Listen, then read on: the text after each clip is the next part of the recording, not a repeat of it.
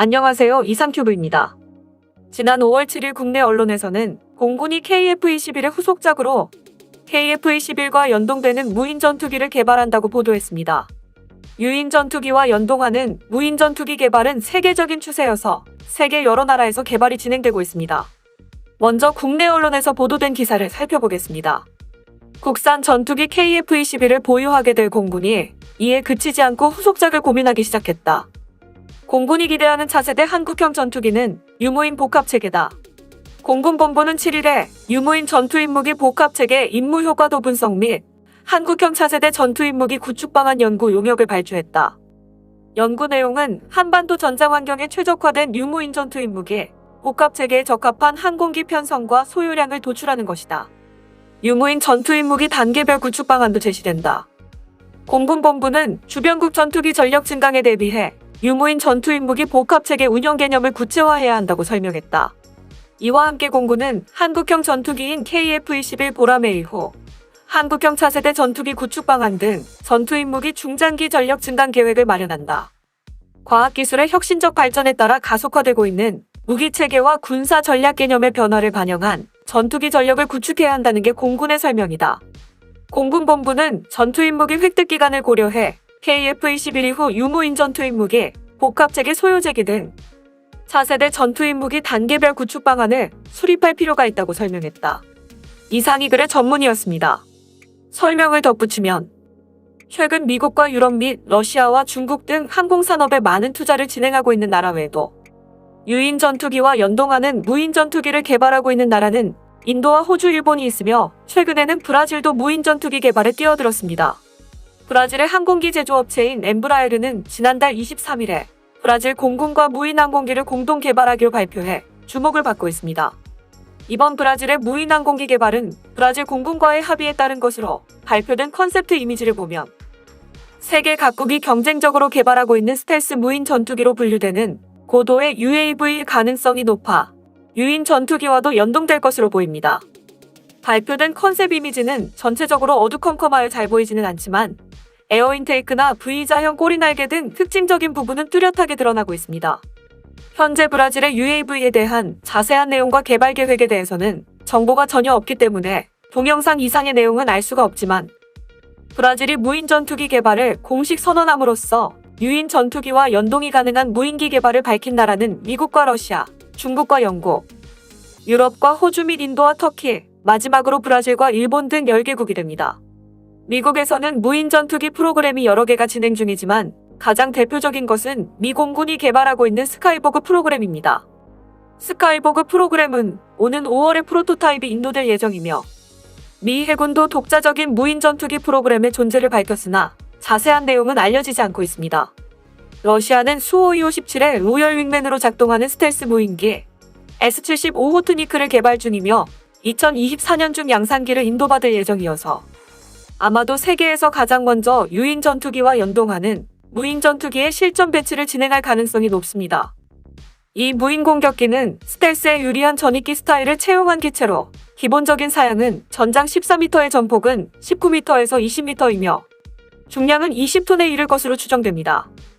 또한 최대 속도는 마하 0.8의 항속거리는 6,000km이며 웨폰베이의 무기 탑재량은 약 4톤에서 6톤으로 엔진은 수-5257과 수-5235에 탑재되어 있는 AL-31 또는 개발 중인 AL-41을 탑재할 예정이며 이미 S-70 프로토타입을 사용해 수-5257과의 자율적인 편대 비행이나 공대공 미사일 시험 발사, 그리고 지상 목표에 대한 폭격 등으로 각종 데이터 축적을 진행하고 있습니다.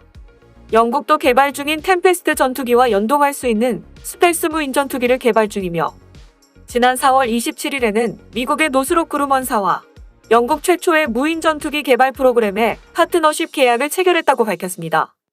영국은 2023년까지 현재 개발 중인 모스키토 스텔스 무인 전투기의 프로토타입을 제조할 예정으로 노스롭 그루먼은 모스키토의 개발 기간을 단축하기 위해 디지털 엔지니어링 지식과 기술 제공, 무인기의 필수적인 자율 분산 제어 시스템과 게이트웨이 장치 및 메시 네트워크 기능을 영국 최초의 무인 전투기에 제공할 것이라고 밝혔습니다.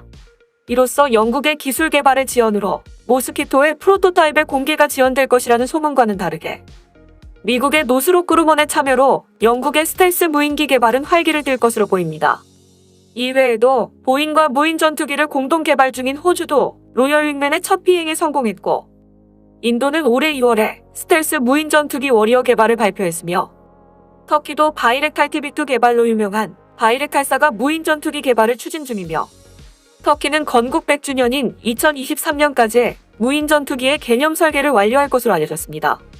일본은 2035년까지 차기 전투기 FX와 연동할 수 있는 무인 전투기를 실용화할 계획이며, 소개된 10개국 이외에 폴란드가 도입 예정인 F-35A와 연동할 수 있는 무인기 개발을 로키드 마틴과 공동으로 할 수 있다고 해외에서 보도된 적이 있습니다. 그리고 이번 한국 공군의 무인 전투기 개발 발표로 우리나라는 세계에서 11번째로 스텔스 무인 전투기를 개발하는 나라가 되었습니다. 그렇다고 우리나라가 스텔스 무인 전투기 개발을 안 하고 있었던 것은 아닙니다. 우리나라는 국방과학연구소 주관으로 1999년부터 스텔스 형상 설계 기술 및 전파 흡수 재료 기술 연구 개발을 시작으로 주파수 선택적 전파 투과 복합재 기술과 전파 흡수 복합재 구조 기술, 그리고 적외선 흡수 재료 기술 등의 핵심 소요 기술 연구 개발 과제를 진행해왔습니다. 또한 스텔스에 대한 해석과 측정 능력을 확보하고 스텔스 무인 전투기 기술 시범기 과제를 수행하여 2015년 초도 비행에 성공하였습니다. 2017년부터는 2차 기술 시범기 사업을 진행 중이며, 해당 시범기 사업을 통하여 스텔스 성능 향상과 비행 성능 향상 및 스텔스 무인 전투기 운영 개념 연구 등을 수행하고 있습니다. 앞으로의 계획에는 스텔스 기술에 대한 다양한 세부 기술을 포함하고 있어 스텔스 성능 향상을 위해 지속적으로 핵심 기술 연구 개발이 필요한 상황입니다. 또한 다양한 센서와 무장 탑재를 위해 스텔스 무인 전투기의 크기를 증대할 필요가 있으며, 그러기 위해서는 적절한 크기의 엔진 연구 개발이 필수적으로 뒷받침돼야 합니다. 현재 우리나라는 무인기에 장착할 고성능 터보팬 엔진을 2025년까지 국내에서 개발할 예정입니다. 스텔스 무인기에서 엔진은 가장 핵심적인 부품이며 현재는 모두 수입하고 있으므로 무인기 엔진의 국산화가 시급한 상황입니다.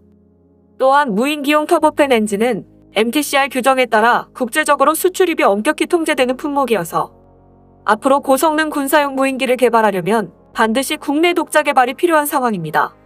특히 선진국에서 적극적으로 추진 중인 소형 스텔스 무인 전투기 플랫폼 연구 개발과 동시에 유인 전투기와 협업을 위한 핵심 기술 연구도 필요한 상황입니다. 우리나라는 대한항공이 2011년부터 쿠스-FC를 개발해왔지만 불과 수년 전에 첫 모델이 공개되었습니다. 한국공군은 당초 쿠스-FC를 전투 드론으로 개발하는 것에 관심이 많았지만 지금은 기존의 정보감시 정찰 드론에 중점을 두고 있다고 국내 언론에서 밝혔습니다. 쿠스-FC는 전익기 구조로 설계되었으며 꼬리 날개는 없습니다. 이 드론은 길이가 10m이며 날개 너비는 16m입니다. 쿠스-FC는 최대 6시간 동안 채공할 수 있다고 알려져 있으나 어떤 엔진과 얼마의 추력으로 쿠스-FC를 가동시킬지는 아직 확실하지 않습니다. 따라서 스텔스 무인 공격기는 우리나라에서 아직 개발한 적이 없어서 앞으로 공군에서 개발을 추진할 것으로 보입니다. 앞으로 유무인 복합체계는 많은 나라들에서 개발하고 있는 만큼 앞으로 미래의 새로운 추세가 될 것이 확실하며, 따라서 공군의 이번 발표는 세계의 흐름을 따라가고 또한 미래 전장에서의 제공권 우위를 확보하기 위한 한국 공군의 선택으로 보입니다. 이상 마치겠습니다. 시청해주셔서 고맙습니다. 이상큐브였습니다.